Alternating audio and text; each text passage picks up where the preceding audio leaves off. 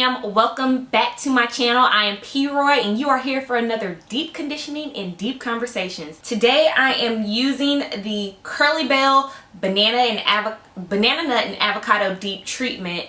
I've done a review on this before. You've seen me use this. Bomb. It smells like heaven. I just did a regimen video and I talked about how I keep my curls moisturized for color treated hair. So if you guys are very interested in trying to find out other products that I use in my regimen, make sure you check out those videos. I'll make sure to link them down below.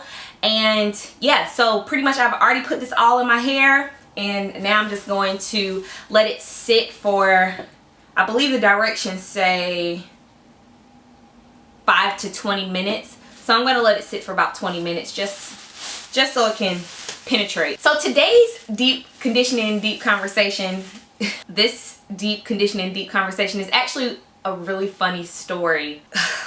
I don't know why I've been thinking about this all day. So when I was younger, maybe like fifth or sixth grade, I remember being in after school and I was just walking around with my friends and we love to sing. So all we did was sing all the time in after school. Just, you know, in that phase in your life, you know every song on the radio. I don't know why we knew every song on the radio. We just knew every song on the radio. So we always are singing. And I can't even really sing, so this is not the purpose of the conversation. So we're like singing and we started singing SWV Downtown. Now, I'm in 5th or 6th grade, so I didn't know what the lyrics really meant. So in my mind, downtown was like, downtown, that's the way to my love. I thought we were going to the mall or something. So in my mind, I really didn't process the lyrics of downtown. So I'm steady singing this. My friends, we all singing it together. And I remember we had an after school teacher that was in college. They would come volunteer. And she was just like, you guys need to stop singing that. And so we looked at each other and we're like, why? We know the words. It's not like we don't know the lyrics. And she was like, guys, find something else to sing. I'm like, we're not about to sing no Barney I Love You, you know what I'm saying? So we just kept singing it. And then it wasn't until I got into like the beginning of college or maybe the end of high school that I really went back on those lyrics and I was like, why was I singing that in 5th grade? Why were we talking about going downtown and love it? In my mind, I really did believe that those lyrics were talking about going downtown to like Apple Chill or something. Like, I didn't know what it was about.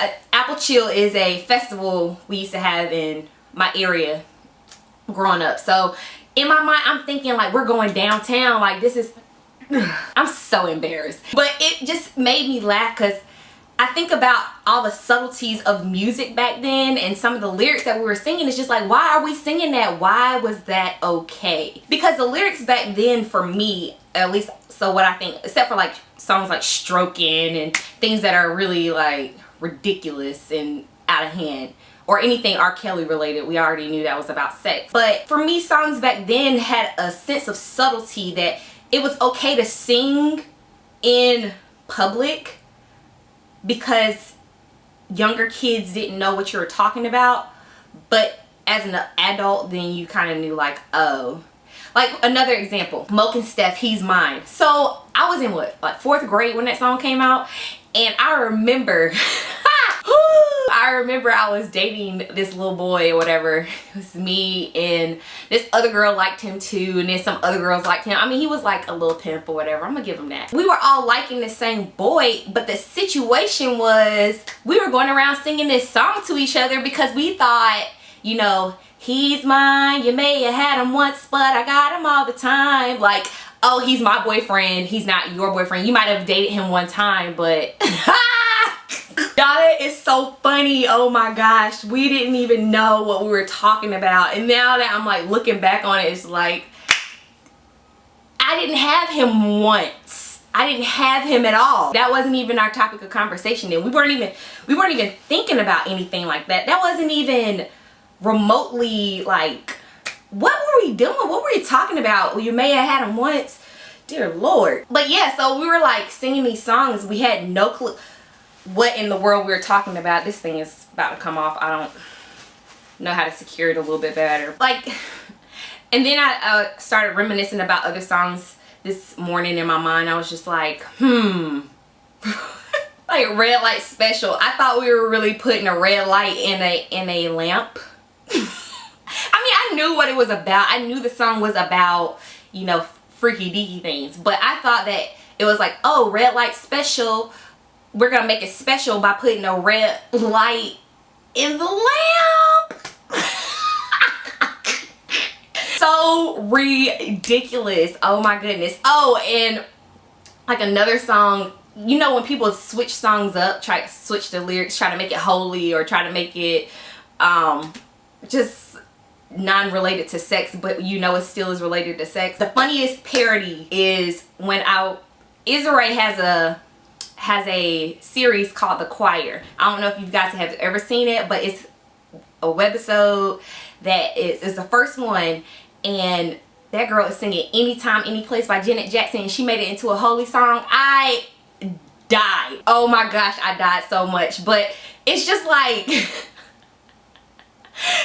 to me, it's like you didn't even really know what you were singing. You were singing something like that song by D'Angelo, Brown Sugar. I didn't even know he was equating the girl to weed, like, until later. I didn't know he was talking about, you know, I get high off your love. I'm thinking, oh, a natural high. You get high off somebody's love because you love them, not because you're equating them to weed. So I want you guys to chime in on this. I want you guys to let me know what songs what songs in your life did you think the lyrics meant something completely different, but then when you thought about it, you were just like, oh my goodness, I can't even believe that this is what I was singing. I can't even believe that this is what I was singing. It can be anything. It can be from Trap Queen to whatever. But I mean, just for me, it's just, we had a lot to interpret then. It was like up for interpretation, like black coffee, no sugar, no cream. That's the kind of girl I need. So the girl is drinking black coffee. No, okay, now I knew that one. I didn't know that one. I think I knew that one because, I mean, because you want a black girl. But then also Eric Jerome Dickey had a book called Milk in My Coffee, so that helped too, because, you know, I read that book. So yes, leave your songs that completely surprised you from childhood to adulthood down below, or leave some songs that you just crack up over because you really thought it just meant something completely different than what you know now. I want to know. I want to crack up.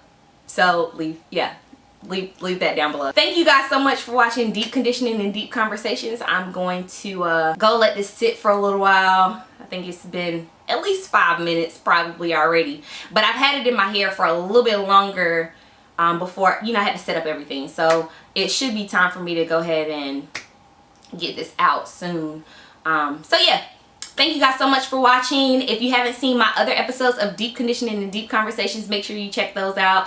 A lot of people were a little salty about this white dress situation, but y'all gonna live. Y'all gonna live. And anyone who watched the first one, I don't really have an update on them. I can tell you that girl A definitely does not talk to girl B. Like, she cut her off completely. I guess that's the update. Like, she said she was gonna do it and she did it, and she doesn't have any regrets. So yes, that's the update for that. And if you guys have any pressing discussions, or if you want to submit something, make sure you email me at askpRoy@gmail.com, or you can leave that in the comment section below. Thank you guys so much for watching, and until next time, family, peace.